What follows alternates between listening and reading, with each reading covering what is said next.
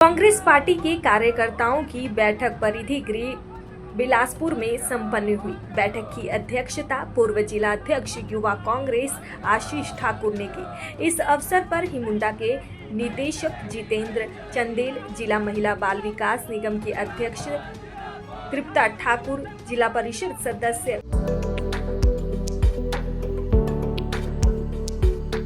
सुदृढ़ ग्रामीण अर्थव्यवस्था के संकल्प को मुख्यमंत्री ठाकुर सुखविंदर सिंह सुक्खू दृढ़ प्रयासों से कर रहे साकार। हिमाचल ने दूध खरीद पर समर्थन मूल्य देने वाले देश के पहले राज्य के रूप में बनाई पहचान। गाय के दूध के न्यूनतम समर्थन मूल्य को 32 रुपए से बढ़ाकर 51 रुपए प्रति लीटर और भैंस के दूध के समर्थन मूल्य को 47 रुपए से बढ़ाकर 61 रुपए प्रति लीटर किया। पहले जो सरकार हमसे गाय का दूध 45 रुपए लेती थी और बढ़ाकर 51 रुपए कर दिया है, और जो भैंस का दूध था वो 54 रुपए लेकर और 61 रुपए कर दिया। मैं पशुपालक होने के नाते सरकार की सराहना करती हूँ, जो कि हमारी आय का भी साधन बढ़ा है, और मैं सरकार का धन्यवाद करती हूँ। 2 किलोमीटर से अधिक दूरी के कलेक्शन सेंटर तक दूध ले जाने के लिए 2 रुपए प्रति लीटर की दर से परिवहन सब्सिडी की दी जाएगी सुविधा। दूध सोसाइटियों को दी जाने वाली भाड़ा सब्सिडी को 1.5 रुपए प्रति लीटर से बढ़ाकर किया गया 3 रुपए प्रति लीटर।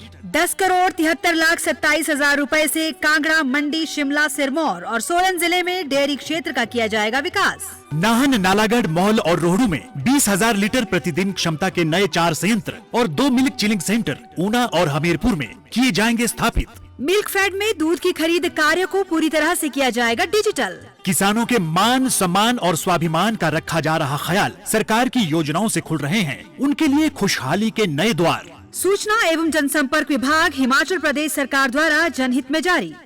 सदस्य गौरव शर्मा, नोड़ी पंचायत की प्रधान निर्मला राजपूत, वरिष्ठ कांग्रेसी नेता सुंदर लाल ठाकुर, पूर्व यूंका अध्यक्ष वीरेंद्र संधू और पूर्व जिला युवा कांग्रेस महासचिव विवेक चंदेल विशेष रूप से उपस्थित रहे।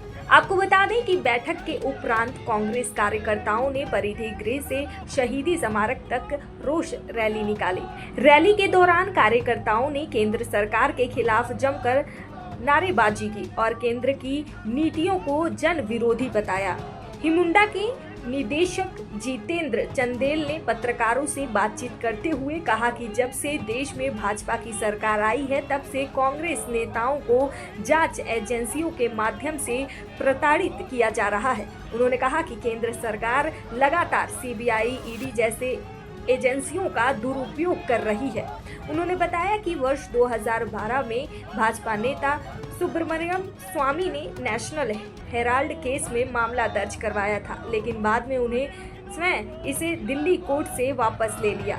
उन्होंने कहा कि कांग्रेस पार्टी बिहार और गुजरात जैसे राज्यों में संगठन को मजबूत कर रही है, जिससे घबराकर केंद्र सरकार ने सोनिया गांधी और राहुल गांधी के खिलाफ ईडी की चार्जशीट दाखिल करवाई है, जिसका पार्टी पूरी तरह से विरोध करती है। झूठे केस हमारे कांग्रेस के सीनियर लीडर्स के ऊपर बनाने जा रही है।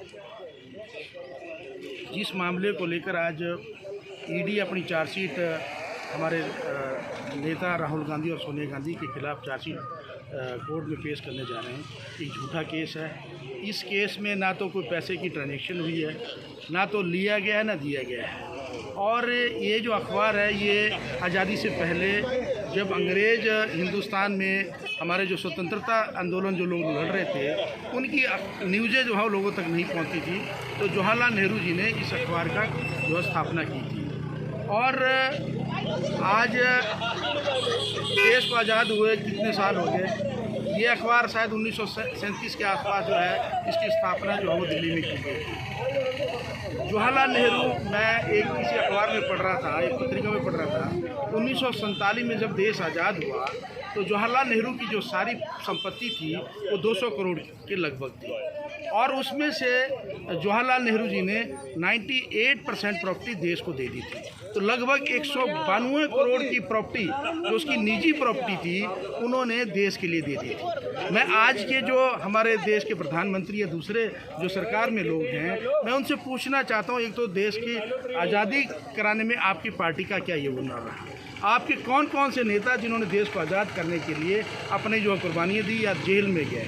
और मैं उनसे ये पूछना चाहता हूँ कि पंडित जवाहरलाल नेहरू जी ने 1947 में जिस व्यक्ति ने 192 करोड़ की प्रॉपर्टी देश को दे दी थी, आप ये बताएं कि आपने देश के लिए अपनी जेब से क्या कंट्रीब्यूशन किया, आपने कितना दान जो देश के लिए किया। आज झूठे केस बनाने बंद करें। जब इनका कोई बस नहीं चलता, जब इनको लगता है, और मैं आपको चीज़ और बताना चाहता हूँ कि ये केंद्र सरकार जो है वो बैसाखियों के सहारे पे टिकी है। इनके कुछ साथी देखना, अभी बिहार के इलेक्शन आ रहे हैं, उस इलेक्शन से पहले ही कहीं केंद्र सरकार गिर ना जाए। तो ये सिर्फ ईडी के द्वारा जो है वो लोगों को, जो विपक्ष के लोग हैं, उनको डराने की कोशिश कर रहे हैं। इससे देश जो है इनकी नीतियों को समझ चुका है। कोई मोदी अमित शाह से डरने वाला नहीं है। कानून अपना काम करेगा, लेकिन झूठे केस ये आज बना रहे हैं। ये क्यों बना रहे हैं? क्योंकि सरकार इनकी गिरने वाली है। बिहार के इलेक्शन से पहले ही ये दूसरे लोगों को, जो लोग इनके साथ आज सहयोगी हैं, वो जो उनका सहयोग छोड़ने जा रहे हैं, उनको भी डराने के इस सोनिया गांधी और राहुल गांधी के ऊपर जो केस बनाया, उसके द्वारा उनको भी मैसेज देना चाह रहे हैं कि हम ईडी और सीबीआई के द्वारा जो है आपके ऊपर भी इस तरह के केस बना सकते हैं। लेकिन देश जानता है, राहुल गांधी ईमानदार आदमी हैं, सोनिया गांधी ईमानदार है, उन्होंने आज तक 1 रुपये की कोई करप्शन नहीं की है। ये झूठे केस बनाना बंद करे, नहीं तो आने वाले जो टाइम है वो देश की जनता इनको इसका जवाब देगी। दैनिक सवेरा के लिए बिलासपुर से सुभाष ठाकुर की रिपोर्ट।